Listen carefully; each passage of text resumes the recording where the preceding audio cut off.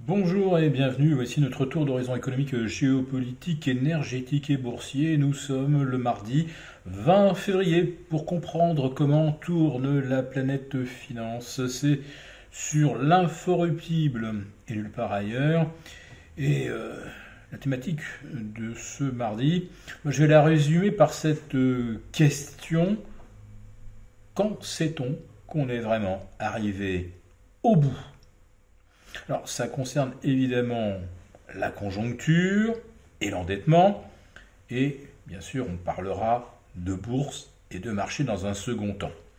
Alors, en ce qui concerne la conjoncture, bon, c'est pas la peine que je vous rappelle une nouvelle fois qu'il n'y a pas de corrélation évidente et mécanique entre la conjoncture et l'évolution des indices boursiers. Je dirais que le Japon est peut-être le meilleur exemple, avec un deuxième trimestre de récession, une économie japonaise qui se contracte à un rythme de 0,9 voire 0,9 à 1%, avec une bourse qui gagne 15% depuis le 1er janvier et plus de 25% depuis le 30 octobre dernier. Et c'est d'ailleurs fin octobre 2023 que l'on avait pris conscience donc de l'ampleur de la récession qui frappait le Japon, alors que le Japon, je le rappelle, n'a absolument pas monté ses taux. Récession également en Allemagne, alors on est à moins 0,3, mais on est probablement en fait à moins 0,5, vu que l'industrie allemande a vu en l'espace de 7 ans, je crois, sa production industrielle reculer de moins 15. Mais vous l'avez bien compris, sur les moins 15, il y a moins 8 depuis le mois de mars 2022. Donc vous voyez que la dynamique est très très mauvaise. C'est pas la moyenne sur les 7 dernières années qu'il faut le regarder, c'est la dynamique court terme et qui nous impacte, nous Français, parce que l'Allemagne reste quand même notre principal partenaire économique, et l'industrie allemande continue de délocaliser, et notamment vers les États-Unis ou le Mexique, où l'énergie n'est pas chère, et au Mexique, les salaires sont également très inférieurs. D'autres pays européens sont d'ailleurs en récession. Alors le pire, c'est l'Irlande, mais on a un effet de base qui amplifie un peu le côté négatif, à moins 6,2, donc là c'est un petit peu exagéré. On a également, d'après ça, des pays comme la Lituanie ou comme l'Italie. On ne voit pas comment la France, dans un tel contexte, pourrait avoir une croissance de plus 1% en 2024. Oui, vous avez compris que c'est là que je voulais en venir. Donc je vous ai fait un petit tableau général, mais en France, il y a autre chose qui se surajoute. C'est que lors du budget 2024 voté à coup de 49,3, 10 ou 11 consécutifs, je ne me rappelle plus exactement, donc on pensait qu'ils avaient vraiment mis le budget 2024 au carré, puisque de toute façon personne ne pouvait s'y opposer, autant y aller. Effectivement, il y avait 11 milliards d'économies prévues. 11 milliards d'économies, c'est environ 0,3% du PIB. Donc si on réduit les dépenses de 0,3, vous voyez ce que ça peut donner. Et là, Bruno Le Maire vient de nous annoncer 10 milliards d'économies supplémentaires. Vous retirez à nouveau 0,3% de croissance. Alors, si on était sur une hypothèse de 1,4, déjà, plus 1,4 moins 2 fois 0,3, il ne reste que 0,8. Maintenant, vous avez le contexte global que je viens de vous rappeler.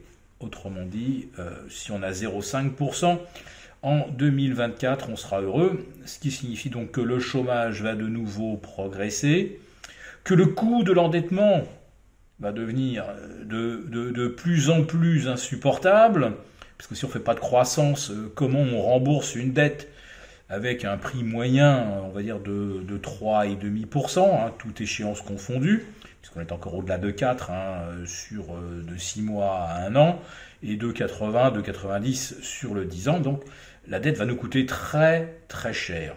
Et donc la bourse, elle est au taquet, elle est au sommet, vous voyez, au Japon, hein, la récession, ça n'empêche pas les indices de monter, naturellement. Le problème, c'est qu'en France, on ne compte plus que sur la croissance internationale. Alors, heureusement que cette croissance existe grâce à l'Inde, aux États-Unis, même la Russie, figurez-vous. Mais la plupart de nos partenaires, eux, sont bien aujourd'hui sur le reculoir. Donc, même l'international, pour justifier des PER stratosphériques des entreprises du CAC 40 ou de l'Eurostoxx 50, ça commence à me paraître un petit peu léger comme prétexte.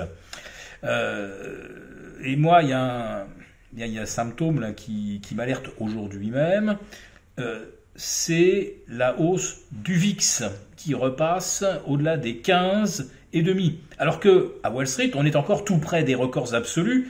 Le Nasdaq va perdre environ 1% aujourd'hui. On ne devrait pas être loin des -1 également sur le S&P, mais ça ne nous mettra qu'à 1% du record absolu. En revanche, le VIX vient de passer de 12,80 à 15,60, et ça, c'est peut-être le signe qu'on est un petit peu, ou peut-être déjà, près du bout du mouvement de hausse. Alors demain, il y aura les résultats de Nvidia, et là, il est absolument interdit de décevoir, sans quoi, eh bien, Wall Street pourrait vraiment entamer une lourde correction. Donc, il reste effectivement l'air liquide qui ne déçoit jamais. Mais regardez en face, regardez ce qui arrive à toutes les valeurs dites fragiles, Valeo, Forvia. Alors Forvia, on est à -25% en 48 heures, c'est quand même énorme. Les équipementiers automobiles, donc ça va mal. Les valeurs fragiles sont au plus bas. Clariane, Orpea, Atos. Donc on voit que les gérants continuent aujourd'hui d'écrémer les portefeuilles, de se concentrer uniquement sur les très très grosses valeurs. Le problème, c'est qu'en France, nous avons quelques très grosses valeurs et pas beaucoup de valeurs moyennes qui permettent de soutenir la conjoncture. Et je termine là-dessus. Si on retire les micro-entreprises, vous voyez les auto-entrepreneurs, eh bien aujourd'hui, à date anniversaire, donc du 20 février 2010, eh bien, nous enregistrons le plus grand nombre de faillites de petites entreprises moyennes en France. Et là, pour l'instant, on fait comme si ça n'existait pas. Si cette rubrique vous a plu, n'hésitez pas à nous mettre un pouce.